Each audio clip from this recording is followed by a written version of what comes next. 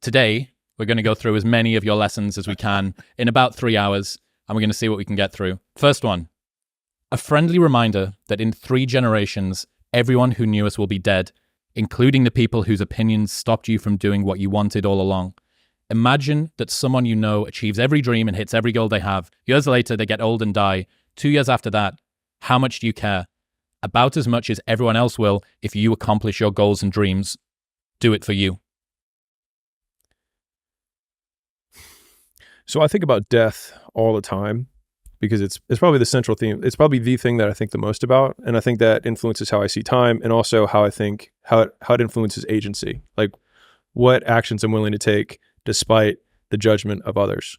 And so a lot of times, and it might be because I have more insecurity than everyone, that I think like, man, I want to do this thing. And then I hear all these other voices of reasons why I shouldn't do it, or why somebody else will say like, that's bad, or you're bad, or like, that's wrong, whatever. And so I think I've had to come up with a lot of these devices to get around my own insecurities, to take action despite those insecurities. And the biggest one that I think about is that it doesn't matter whether I achieve all of my goals or I don't achieve all of the goals. In 3 generations, I'll be forgotten. And the only people who were naysaying against me will also be dead. And so then it's like, just do it for me. And then when I wake up every day, there's only one voice I have to listen to.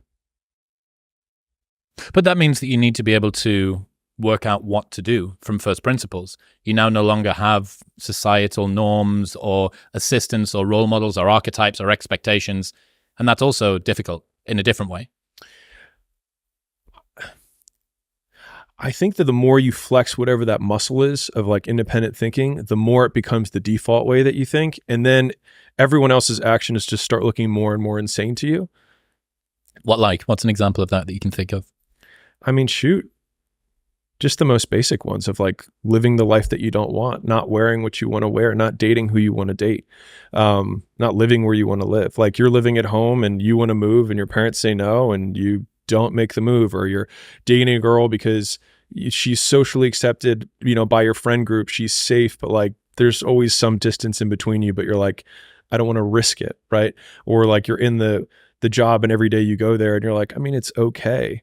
And the idea of just living an okay life just sounds so terrifying to me that the freedom to fail over and over again is still more fulfilling to me.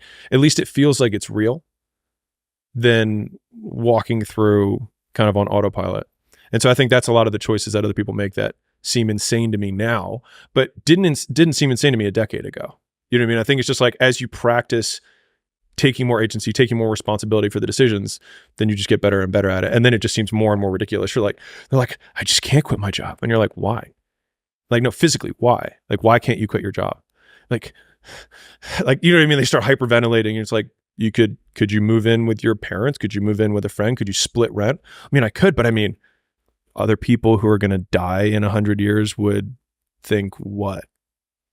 And one of my favorite ones is, and I say this all the time to Layla, like whenever we're getting to some sort of like mini complaint, it's like, if you zoom out far enough, you can't see the earth.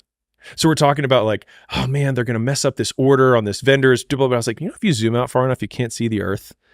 It's just like, it just puts everything immediately into perspective of how ridiculous some of the things that we're concerned about are. Sean Puri's got this thing where he says, don't follow what most people do because you don't want the results that most people get. The average person is obese, likely to be divorced, and has less than 1K in the bank. It feels safe to do what everyone else is doing, but it's actually a terrible decision. It's like the best way to guarantee to not have the life that you want is to do what everyone else is doing. Unless you want what everyone else has, which no one does. Yeah.